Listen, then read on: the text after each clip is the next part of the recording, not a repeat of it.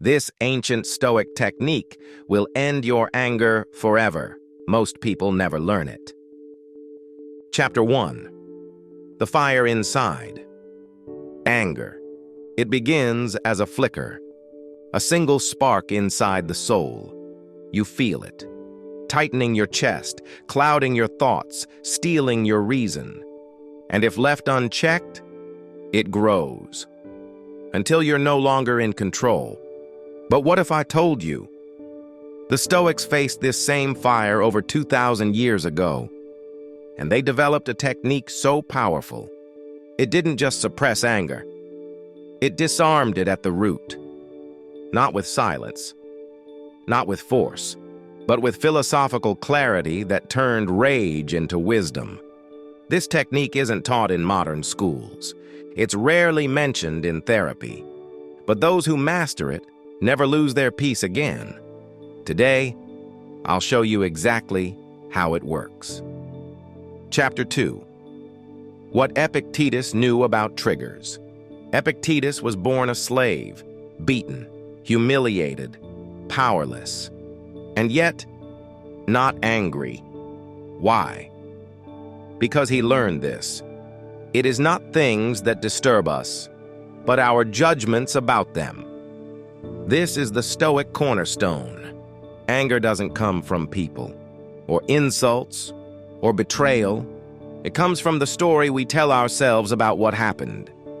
Let me repeat that. You are not angry because of what happened. You're angry because of what you believe it means. The Stoic technique begins right here. Chapter 3. The delay. Your moment of mastery. The technique is deceptively simple, but don't confuse simplicity with weakness. Here it is. Delay your response, even for 10 seconds, and that's it. Before you shout, before you act, before your ego takes over, you pause. Breathe, and ask yourself, is what I'm about to do helping or hurting my peace? This tiny moment is where empires are saved, where lives are changed, where the wise are separated from the impulsive. Marcus Aurelius called this moment the space between stimulus and response. And in that space is your power. Chapter 4. Practicing the pause. You won't get it right every time. At first, your blood will boil before your breath can catch up. But the Stoics didn't preach perfection. They preached practice. Each time you delay, even by one breath, you weaken the grip of anger. You train the mind to observe, not react. This is the inner dojo of Stoicism, where battles are fought in silence, and victories are won with restraint. Chapter 5. The mind as a fortress. Anger thrives when the mind is unguarded. So the Stoics built fortresses, not of stone, but of principle. Seneca wrote, "He who does not prevent anger cannot prevent disaster." So they prepared for insults, for betrayal, for setbacks. They didn't wait to be provoked. They rehearsed peace. They predicted conflict and built their calm before it arrived. That's the Stoic technique. Premeditatio malorum. Premeditation on what could go wrong. It doesn't make you cold. It makes you ready. Chapter 6.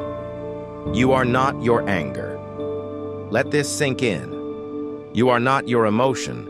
You are the one watching the emotion rise and fall. You are the observer, the one who can choose. This is the Stoic superpower. To remain still when everything around you is shaking. To let the storm pass through you, not become you. As Marcus Aurelius said, the best revenge is to be unlike him who performed the injury. Let others lose control. Let others shout and point and rage. But you walk away with your dignity, your stillness, your power intact. Chapter 7. The final reflection. So here it is. The Stoic technique that ends anger. Pause, observe, judge nothing immediately, then act only from principle, never from passion. Most people will never learn this. They'll continue the cycle of reactivity and regret. But you're not most people. You found the flame. You saw it clearly, and instead of feeding it, you extinguished it. With reason, not by force, but by mastering the space between. That's Stoicism. That's power. And now, it's yours.